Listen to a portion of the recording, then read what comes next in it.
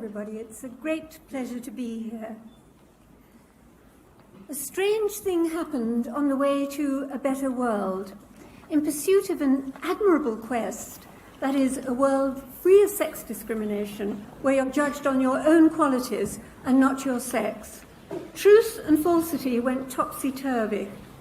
The truth, the science of sex differences, became dangerous, unmentionable.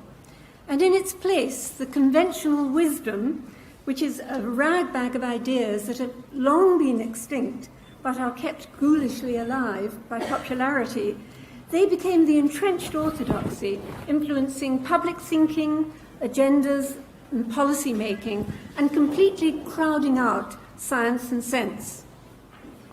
Now, my aim is to show you why the current orthodoxy should be abandoned, and why, if you really care about a fairer world, the science does matter, and it matters profoundly.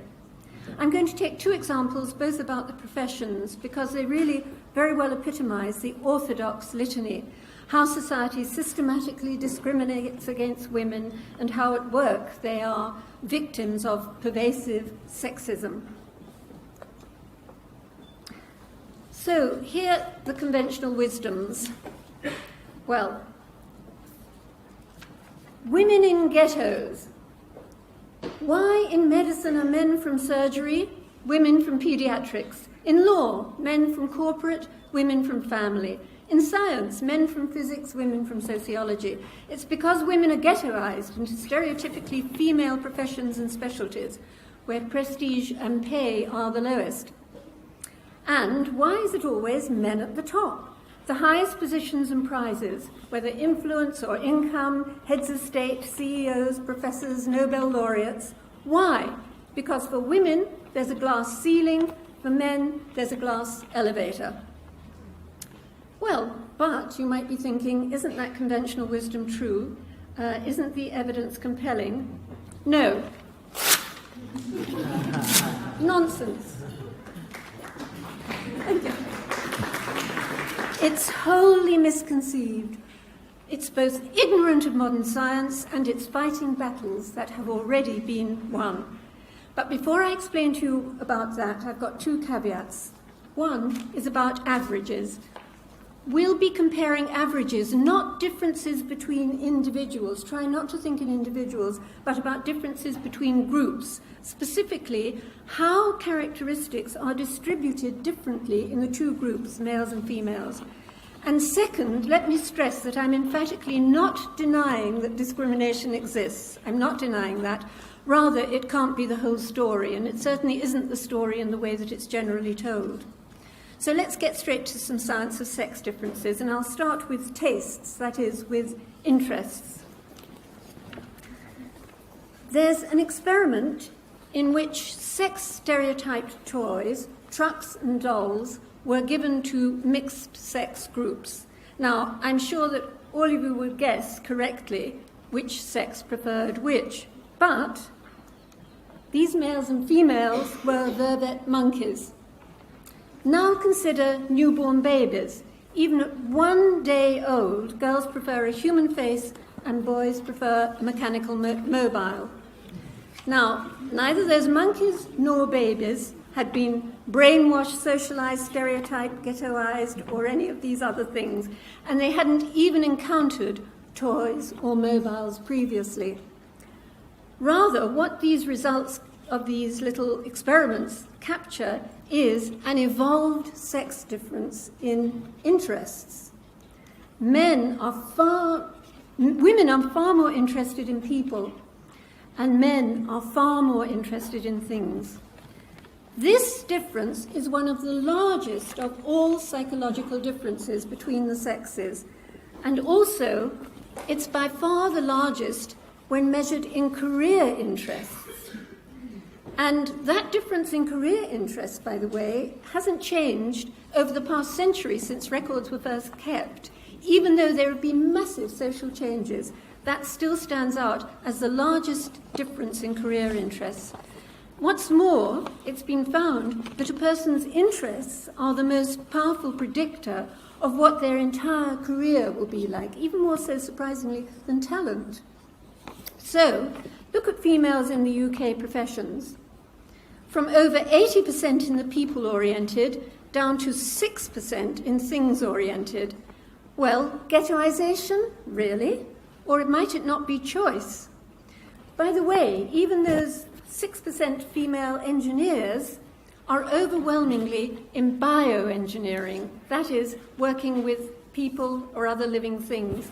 And even women in the top 1% of mathematical ability, 1%, that's very, very high, choose instead, unlike their male counterparts, they often choose careers working with people, again, people and living things, biosciences, doctors, and so on.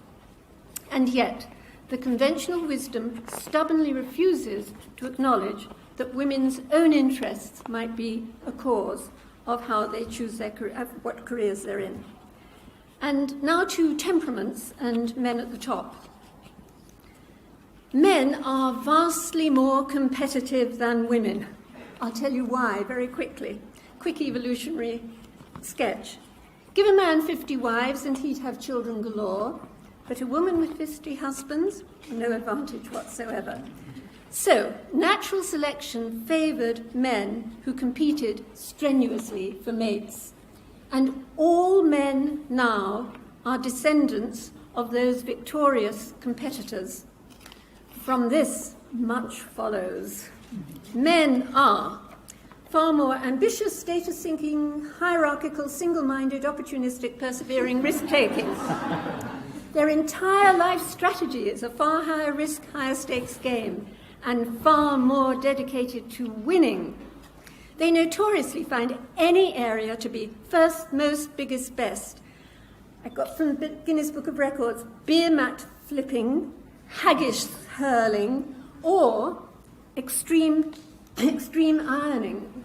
There are worse ones than that, I can tell you. And they even appropriate all the summits.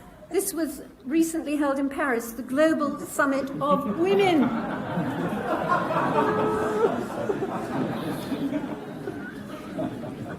Meanwhile, what are women like? Well, they're sort of far less of all the above. That's the best way to think of it.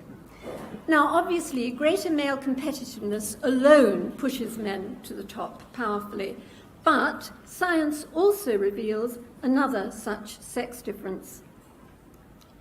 It's to do with the tails of these statistical distributions, that is, the ends of the curves. No. For all sex differences in all species, this is not just humans, all sex differences in all species, there's a difference in the shape of the tails.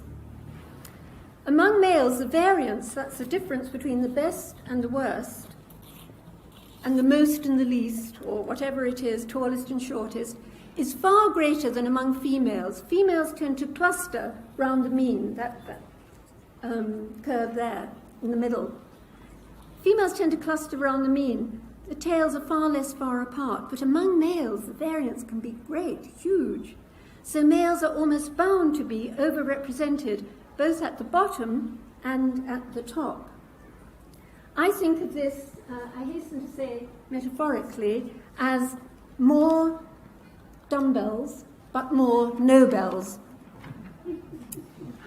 An extreme example of the right-hand tail, which even the scientist who found it said in the paper, staggering, for the ability in mechanical reasoning in the top 0.1%, that's admittedly a very rarefied atmosphere. Try and guess what the male-female ratio is. It's 236 to 1. That's how far the Nobel's dumbbells effect can push the difference between males and females. Now, greater male variance, as you can see in that extreme example, can profoundly influence male-female differences, particularly those that most enrage conventional wisdom, that is, the predominance of men at the top, always looking to the top, never at the dumbbells. But nevertheless, greater male variance has become what in the States is called a third rail issue, that is, touch it and you die. And that precludes any investigation of what is really a very potent cause.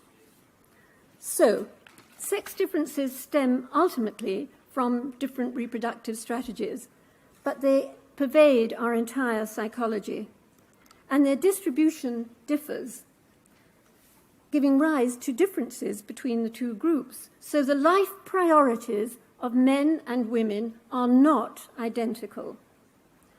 I'll repeat, not identical, because the orthodoxy conflates equality and sameness. Constantly, when people are concerned about equality, what they immediately jump into instead is sameness.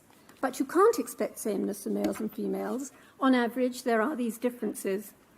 So conventional wisdom began with an injustice, with women being denied choice just because they were women. But that's morphed into a deeply misguided quest. Sameness of outcome for males and females in all fields, 50-50, 50%. Well, that's not good enough. Conventional wisdom is a science-free zone with factoids where facts should be and a dreadful jargon generator where theories should reign. It's outrageous that it should be taken seriously at all, that it occupies a position where science and evidence should prevail, and that it dominates policy, even though its precepts have long been rendered utterly extinct, first by a scientific understanding of sex differences, and second, through political progress against sex discrimination.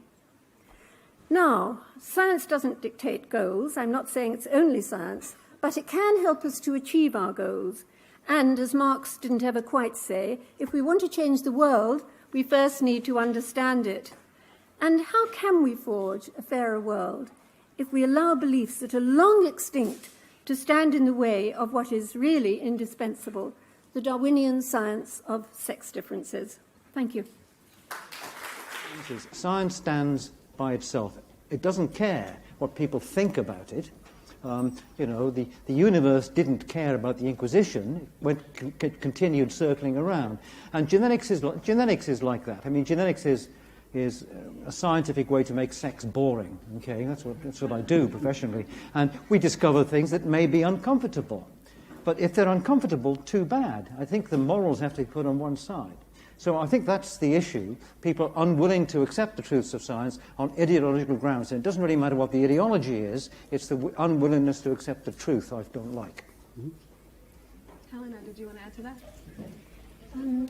Yes, there is a problem about the ideology and its winning because, for example, policy making is entirely made on the grounds that males and females are the same. And roughly speaking, if females aren't the same as males, then it's because they're being held back in some way. And so there are all sorts of attempts to get 50-50% in engineering, for example, which is ludicrous because on average, there is much less interest in that sort of area. I'm not talking about ability, just less interest. And similarly, one of the most egregious examples I came across recently, which I'll share with you just for the fun of it, was the Institute of Physics of all institutions, which, of course, started off its recent report with the idea that we need more engineers, more physicists, more hard scientists. Yes, of course, we all agree with that. And then they noticed that there aren't as many women as men doing it. And then the problem suddenly changed halfway through the report, and it ended up in an Institute of Physics report with suggesting that couldn't we shift more males over into the humanities and so on, and say we'll get more 50-50, even if very few women are doing engineering. There'll be so few men there anyway, so that it could be more evened up. Now that's a kind of madness. I know this sounds as if it can't be true, but that's the kind of madness you get when you're trying to impose an ideology that assumes you must have sameness, otherwise you can't have fairness. You can have fairness and you should be treated fairly on the grounds of who and what you are, and you don't have to be the same as anybody else in order for that to happen. I think you've made a really compelling case that a lot of the differences that we see in gender distribution and different career pathways are naturalistic. They seem to be evolved traits that were in response to some sort of selective process. Yes. But of course, in philosophy, there's this sort of famous notion that what is, you can't derive an ought from an is, and I want to ask you about the ethics of this. I wonder just sort of what are the implications of your research for the more ethical question about what should we be trying to encourage, and also related to this idea that, you know, having more homogeneity in anything is detrimental to the survival of an idea, of a field, and so I'm just wondering sort of how the ideas about how things are related to how they should be. I entirely agree with you about keeping that distinction, and that's why I feel it's so important that we understand, as Steve said, the difference between science and ideology. But from the point of view of what we should encourage, well, we should encourage things that, for example, we need, like we need more doctors. If we need more engineers, we should encourage it. But then we should encourage people to be doctors or engineers. What we don't want to do is discourage anybody who has a real interest and wants to do something. And that's a woman being an engineer or a man doing something typically feminine. And it's a very, very simple thing. But the planning of what you need in society and which people you encourage to go for it are two different things. Great.